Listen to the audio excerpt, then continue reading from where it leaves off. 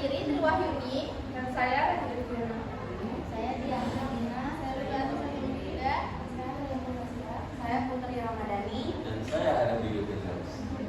Oke, langsung saja.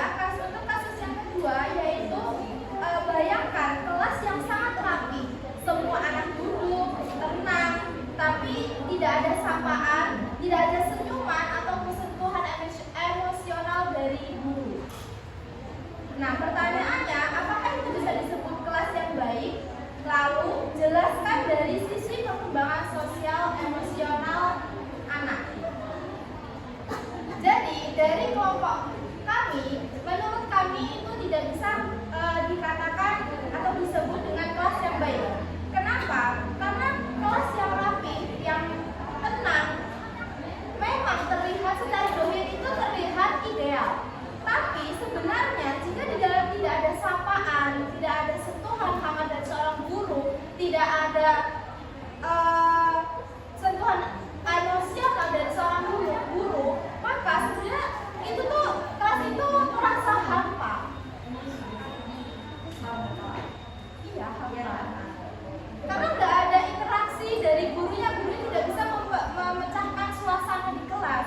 Nah, untuk dari sisi perkembangan sosial emosional, anak di tahap ini itu kan sangat membutuhkan rasa diterima, sangat membutuhkan rasa disayangi, dicintai, dan dihargai di kelas itu.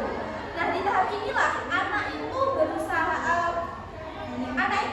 sedang belajar percaya diri, belajar berekspresi, dan juga belajar berinteraksi secara positif dengan orang lain. Nah, dengan kehadiran guru yang hangat dan penuh perhatian itu membantu anak merasa aman dan diterima. Misal ketika guru menyapa, tersenyum, atau memberikan dukungan, itu anak akan belajar meniru sikap empati, sopan santun, dan juga kepekaan terhadap perasaan orang lain. Sebaliknya, kalau misal kelas itu kaku dan tanpa ada sentuhan dari guru, anak itu mungkin bisa saja patuh, tapi anak itu belajar itu gak nyaman. Nah, kemudian itu akan membuat anak merasa tertekan, takut salah, bahkan bisa membuat anak itu bisa kehilangan semangat belajar. Jadi, kelas yang baik menurut kelompok kami ini bukan kelas yang rapi, tapi juga kelas yang hangat dan juga penuh komunikasi.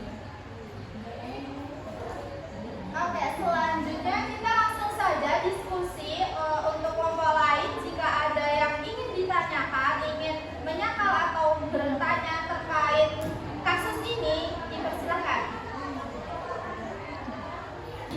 Baik, izin bertanya. Nah, bagaimana sih kalian sebagai guru itu apa yang harus kalian lakukan supaya kelas itu menjadi lebih aktif, lebih hidup? Gitu. Kalian sebagai guru tuh ngelakuin apa? Pertanyaan dari saya.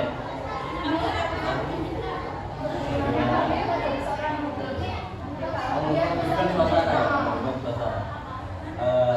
Jadi kalau dari materi kita itu, apakah itu bisa disebut kelas yang baik? Jelaskan dari sisi perkembangan sosial emosional anak. Jadi bagaimana cara menunjukkan suasana? Jadi sini problemnya guru dan kita juga ya kalau melihat situasi tersebut susah karena gurunya tidak ada rasa ingin mengayomi anak-anak tersebut.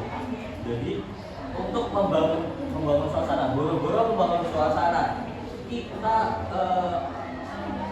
tapi tidak ada sapaan, nyapa siswanya nggak mau gitu loh, apalagi membangun suasana. Jadi permasalahan ini nggak ada kalau dari guru memang problemnya di gurunya. Jadi cara mengatasi itu kita bisa menyortir atau dari pihak sekolahan itu bisa menanyakan dari siswa-siswa tersebut bagaimana pesan atau pesan mereka di dalam suatu kelas. Jadi itu bisa menjadi penilaian guru-guru tersebut. Guru ini dapat profesional kah? Itu suatu bentuk profesional menjadi guru. Kita tidak boleh membawa masalah pribadi kita di dalam kelas. Jadi kita tetap Evan di dalam kelas, kita buang permasalahan-permasalahan kita ketika ada di dalam kelas. Harus profesional ya Mas. Ya. Karena itu bakal berdampak sama perkembangan emosional sosial tadi terhadap anak. Juga kayak di kelas SD, usia SD kan banyak kayak sikap dia yang mudah senang, mudah marah, ikut marah, ngambek gitu kan ya. Jadi kalau misal sosial dari guru interaksinya aja nggak ada, itu mereka belajarnya dari mana? Gitu. Emosional juga ya, nanti kan dia ada rasa kepekaan, menyapa, dia juga belajar dari guru. Kalau kita mendatangi suatu perkumpulan, masa ya kita ujuk-ujuk berantem, kayak tiba-tiba nanya, nggak ada suasana yang ceria, badan senang, pembawaannya juga kan kaku gitu. Jadi kita semua kalau jadi perkembangan sosial emosional anak itu terpengaruh dari pembawaan guru tadi, karena yang dicontoh itu ya guru gitu. Baik, terima kasih. Sama-sama. Oh, gimana Mbak Arya? Cukup ya? Yang lain? Ada yang mau ngomong lagi? Oke, terima kasih. Jadi intinya kalau kita nanti jadi seorang guru, ya jangan seperti itu. Kita harus bisa membawa suasana di awal kayak kita